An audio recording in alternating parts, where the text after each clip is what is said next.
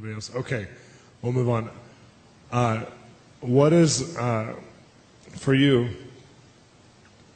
what is the most spiritual experience you've had while either listening or performing? Either being a part of a team, performing, or listening to music. Tell me like a spiritual encounter you had in a nutshell. Go ahead, Michael. Undoubtedly. We were in Alexandria, Louisiana. It was when I was with Jason Upton. And we went into this college auditorium, and I basically just put the recorder on and let it go. And we were doing sound check, and I looked up to the ceiling, and I started seeing this fog coming through, and I figured it was just like the condenser in the air conditioner in the coil or something. This fog starts coming in the room, and I started feeling a whole lot of God all of a sudden, but I really didn't put two and two together. I'm a little slow on the uptake sometime, and so I asked the janitor, I said, hey, what's that stuff coming out of the ceiling up there? And he looked up there and he said, I don't know, there's no pipes up there. And so this holy fear kind of came over me, and meanwhile there's all these youth guys in there, and they're real stoic, and they got their arms crossed, and everything's kind of like, let's see what you got, young man. You know, one of those things. So we finished, and we just started playing, and it got to the point where it got so thick in there that I jumped off stage and I went and jumped under the soundboard. I mean, I felt so much God. I was like, oh my God, at any minute something's just going to bust through. And all of a sudden this little kid comes under the soundboard, and he goes, there's a 12-foot angel standing behind Jason Upton. And you know what? I know I wasn't singing because I wasn't up there. William wasn't singing. Jason's singing, but there's 2- and 3-part harmonies going on in the room. And I'm going, what in the world? And I'm looking on the hard drive recorder, and it's recording it. And I'm thinking, if this is on here when I play this back, I'm going to come out of my skin. So all of a sudden, all this stuff happens. All these guys that were like, yeah, they're, Daddy, oh God, you know. And Jason, I look at Jason, and he's up on stage, and his eyes are rolled back in his head, and he's teetering on his piano bench. I thought, oh my God, he's drunk. I thought that was something that he did all the time. And he starts saying, da, da, da. I thought he's completely lost it. So all this stuff's going on, right? And it's happening in real time, so you're not even catching all of what's happening.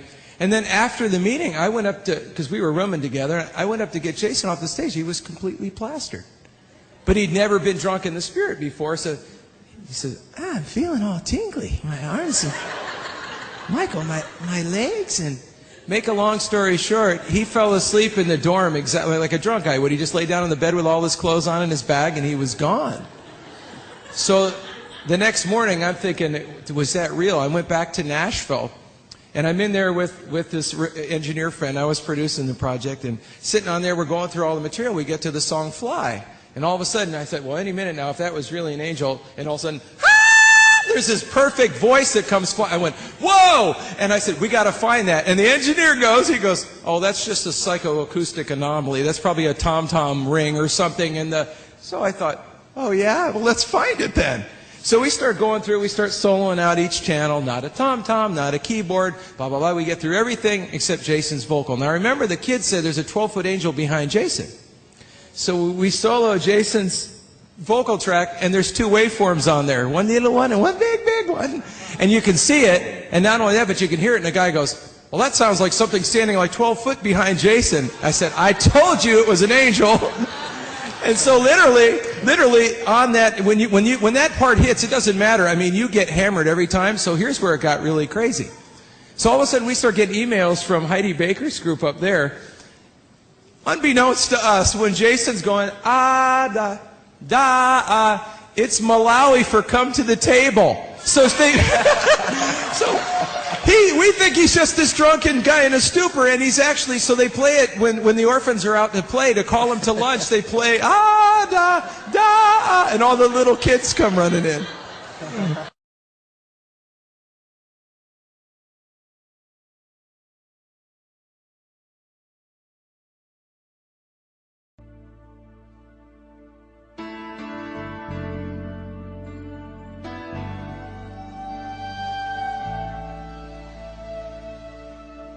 Going up to new atmospheres,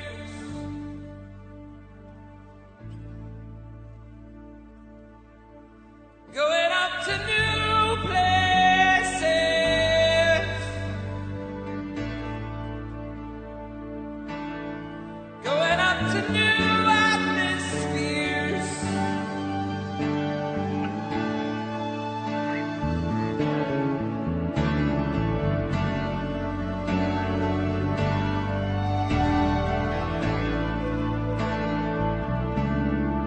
gotta have new ears. New ears.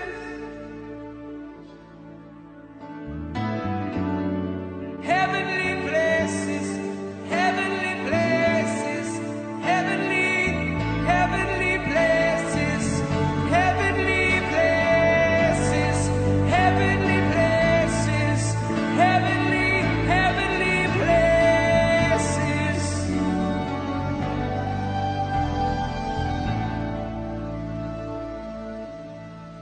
New revelation, new revelation.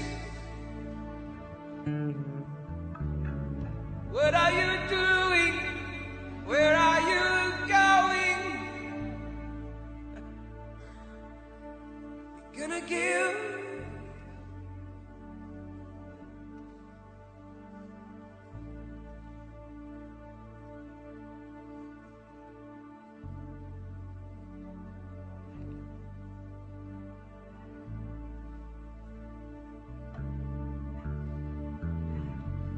Some of you have been fighting for a very long time.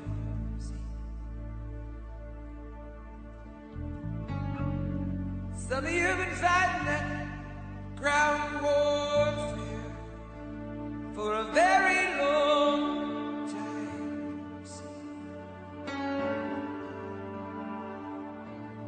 Sticking out your fists and fighting.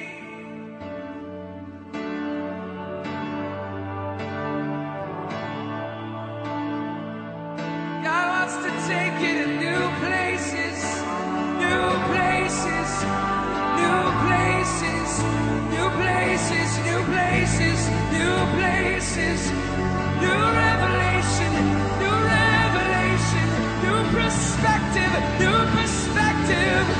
Area view, area view, area view, area view, area view.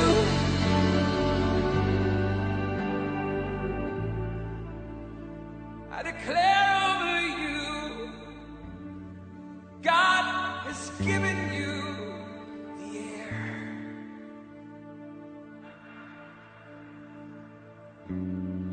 God has given you the air. So fly. It's time to spread out your wings. It's time to shake off the things that hold you down. It's time to spread out your wings.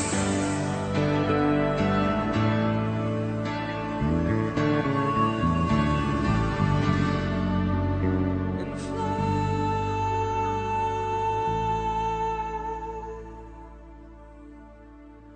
Just fly.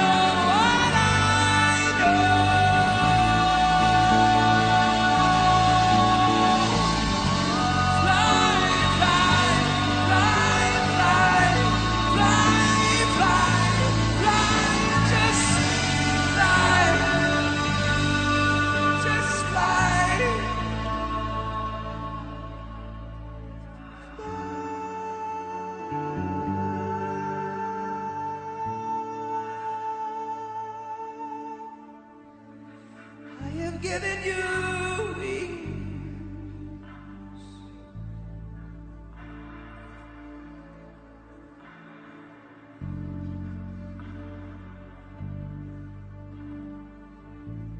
I have set you free from the things that held you.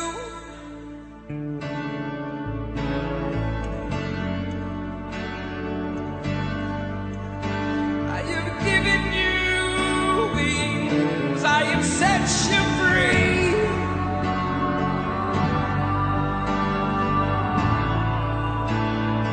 So come to me, fly.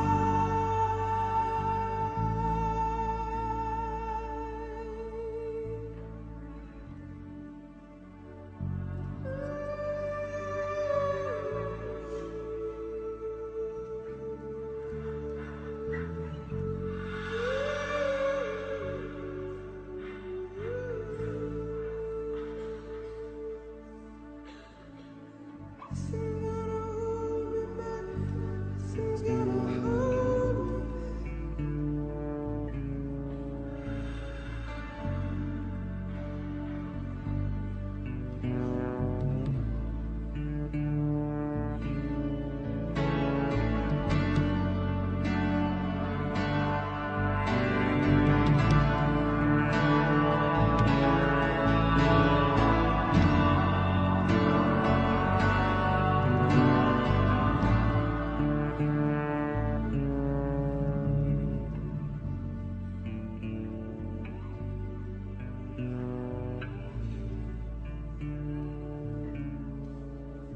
Like a bird in the air,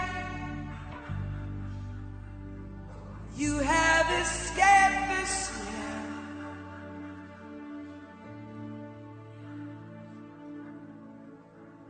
Like a bird in the air,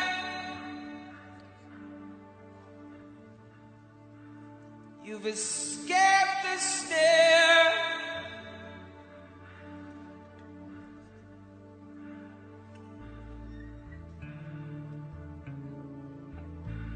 Like a bird in the air, you've escaped the snare of the enemy.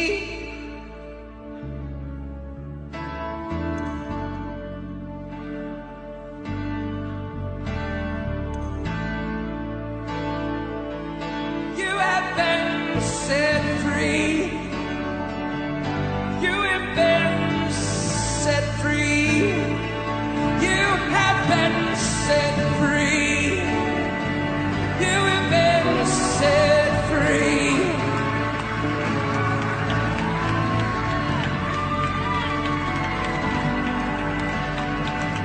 Nothing, nothing, nothing, nothing, nothing, nothing, nothing, nothing, nothing, no